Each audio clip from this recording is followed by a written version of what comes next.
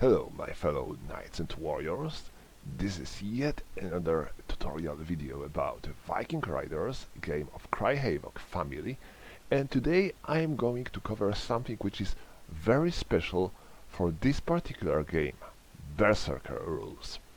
I believe that none other game of the series uses this.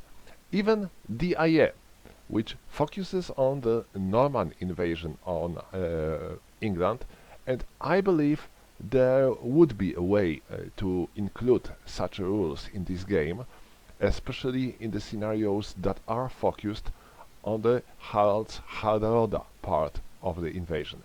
But sadly, no such rules in the rulebook, so it is cool that we are getting them here. How they work? First of all, if you have a Berserker and you have to get him because of the setup for the scenario, at the beginning of each Viking movement phase, you have to make a roll for him. If you will get 1, 2, 7, nothing happens, and if you will get 8 or more, then he goes Berserk.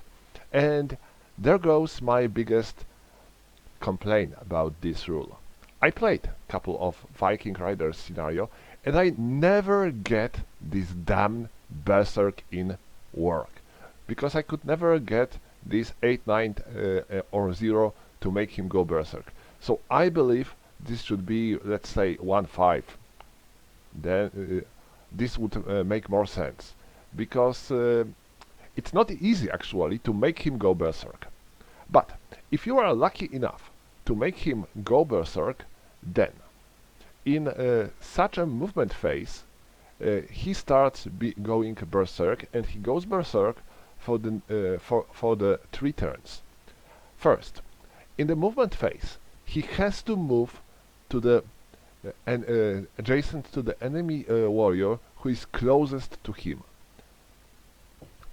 It means that you cannot choose which of your enemies will be attacked by him. No, it must be closest enemy warrior. And by closest, we mean closest when it comes to the number of hexes.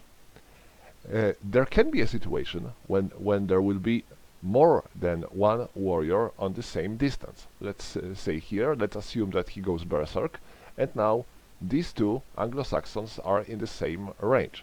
In such a case, you have to decide randomly. For example, let's say you are making a roll, and 1 to 5 he will attack him, and 6, 10 he will attack him. And then he makes his movement. He goes closer to the character he has to attack, and in the combat phase he can be involved in combat. He can attack alone or be a part of the other attack. And this is another thing I'm not certain about, because I believe that Berserkers should attack alone. I mean, they are all crazy and mad warriors in rage, and they wouldn't work well in the joint attacks. Okay, but that's my opinion. Next, when you are involved in combat, your attack is increased by 7 and your defense is increased by 2. And this works for the first turn and then for the second turn. He is still in Berserk.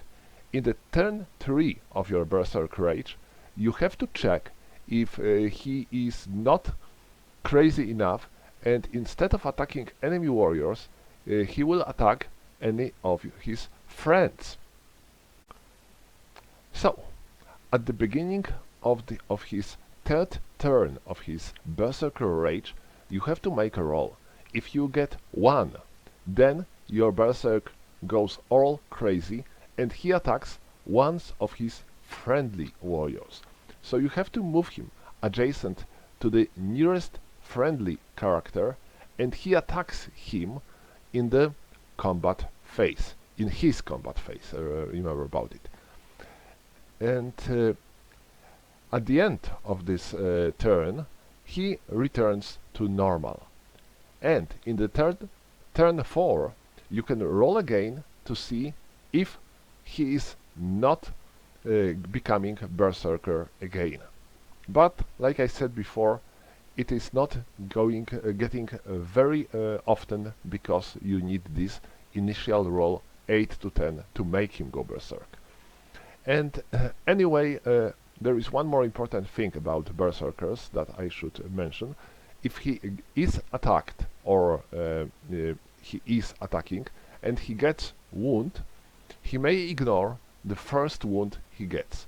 So it is good idea to note it somewhere that he was wounded, and this first wound was ignored, but any other wound must be included.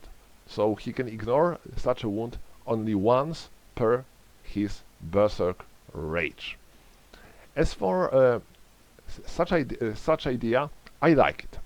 I like the fact because it makes a game a bit more unpredictable, and I really like this feel of unpredictable things in the war games. They sound less chess-like, and that's what I like. And I wish this rule would be included in the Norman Saga someday. My complaints about Berserkers are: first of all, it's not easy to make them go Berserk, and then I think they are too strong in defense. When it comes to attack, yeah, it makes perfect sense to make them stronger, because they are in rage.